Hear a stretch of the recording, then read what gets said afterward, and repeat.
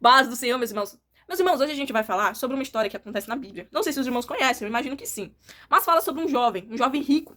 E ele chega a Jesus e fala: Mestre, o que eu preciso para herdar a vida eterna? E aí Jesus começa a listar algumas coisas. E aí o camarada olha assim e fala: Uai, mas essas coisas, Jesus, eu já tenho feito. Mas Jesus, meu irmão, Jesus sacava tudo. Então Jesus deixou pra falar uma coisa no final. Porque se ele falasse já falasse de imediato, o cara ia falar: Ah, que isso, Jesus, eu faço tudo isso daí, desde a mesma cidade. Que é isso? Mas Jesus deixa por último. E aí Jesus fala: Ah, você faz isso? Então você faz o seguinte: pega as coisas que você tem e dá aos pobres. Vende as suas riquezas, se livra dessas riquezas e dá aos pobres. O cara, quando ouviu isso, meu irmão, ele saiu triste. Por quê? Porque a riqueza já tinha tomado tudo o coração dele.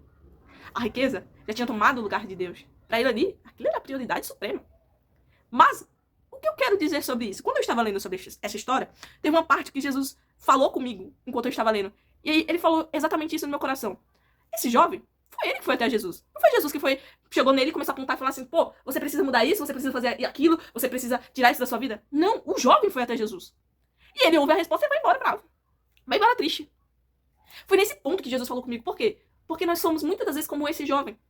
Nós vamos até Jesus. Nós perguntamos: Jesus, o que eu preciso mudar? O que eu preciso tirar da minha vida? O que eu preciso renunciar? Mas, irmãos, o problema não é nós perguntarmos. Nós realmente pedimos uma ajuda. Que ele abra os nossos olhos para aquilo que tem tomado o lugar de Deus. O problema da questão é que muitas das vezes nós já sabemos. Porque o Espírito convence, nós já sabemos, nós já ouvimos da boca de Deus, nós já ouvimos até o irmão sendo usado para falar aquilo que nós precisamos já renunciar, aquilo que nós precisamos já tirar da nossa vida, aquilo que não nos acrescenta mais, aquilo que não pertence mais às nossas vidas. Nós já sabemos porque o próprio Deus nos disse, mas nós não aceitamos a ordem que o Senhor nos deu, nós não aceitamos aquilo que o Senhor mandou tirar das nossas vidas. E assim como esse jovem, nós perguntamos o que precisamos mudar. Porque se ele é o oleiro, nós somos o vaso, ele faz o que quiser, ele molda como quiser. Se for necessário, ele quebra o vaso. Não é mesmo? Nós perguntamos ao Senhor Jesus, mas quando ele diz algo que fere aquilo que é a nossa vontade, já não nos agrada mais. Quantos irmãos nós vemos na igreja que quando o pastor, que quando o irmão prega sobre algo que ele pratica, algo que ele faz, já entorta o bico. Ah, tá pregando sobre adultério. Ah, tá pregando sobre fofoca. Irmão, tô suponhando aqui. Ah, tá pregando que eu não posso mandar de tênis branco. Ah, tá pregando. Suponhando. Tá pregando que eu não posso andar mais de calça rosa. Se fere a gente já entorta o bico. Meu irmão, que evangelho é esse que nós estamos vivendo? Que nós não entendemos que quando o Senhor nos repreende, quando o Senhor manda tirar algo da nossa vida, é porque Ele sabe o que é melhor para nós. É porque Deus nos ama. Satanás não estaria se importando na mínima se você estivesse naufragando, se você estivesse afogando em pecado. Satanás não, ele estaria em festa. Mas como Deus é um pai que cuida de você, ele se importa com você. Por isso ele manda você tirar as coisas da sua vida. Meu irmão, quando nós começamos a servir o Senhor, há uma transformação que acontece diariamente. Não é, pô, mudei. Não é, é diariamente. Nós somos falhos e pecadores.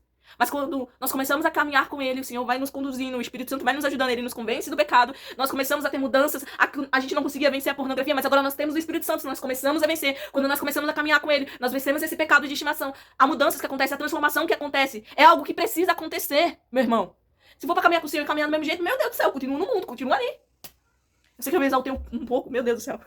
Mas o que eu quero dizer, se o Senhor já mandou nós tirarmos da nossa vida, nós não precisamos só ouvir e deixar pra lá. Você já sabe, você já tem a ordem, você já tem a palavra do Senhor. Você, como esse jovem de rico, quando pergunta ao Senhor, ele responde, vira a cara. Meu irmão, você já sabe o que o Senhor quer que você tire. Você já sabe. A palavra do Senhor diz que aquele que quiser seguir, que aquele que quiser vir após ele, pegue a sua cruz e siga ele. Ou seja, que aquele que quiser viver uma vida de renúncia, que aquele que quiser viver a vontade do Pai, que aquele que quiser viver em santidade, viva uma vida, rapaz, abdicando de tudo. Porque é isso. Ele é tudo, ele se torna tudo. A palavra em Tiago 1, no versículo 22, diz assim: E sede cumpridores da palavra, e não somente ouvintes, enganando-vos a vós mesmos. Meu irmão, entenda. É uma tomada de decisão. Mudar é uma tomada de decisão. Você escolhe. O Senhor, ele não vai trabalhar sob imposição. Se você quiser, você muda.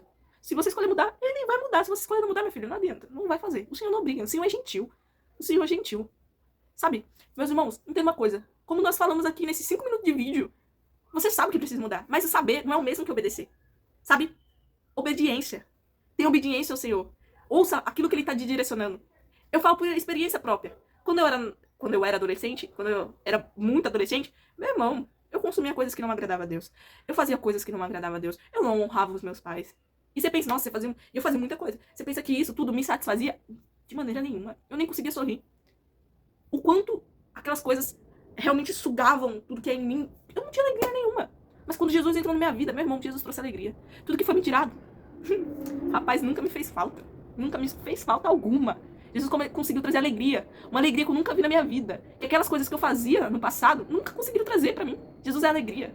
Ele nos liberta do pecado. Ele purifica o nosso coração. Ele nos liberta de cadeias que a gente nem enxerga que a gente está vivendo quando nós estamos vivendo uma vida de pecados. Ele nos liberta de coisas que nós nem imaginávamos que fazia mal.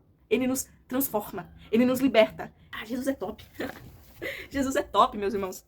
Mas a palavra que diz em Lucas 6, no versículo 46, é por que me chamar Senhor, Senhor, e não fazes o que eu digo? Bom versículo pro vídeo que nós estamos fazendo aqui, né, meus irmãos?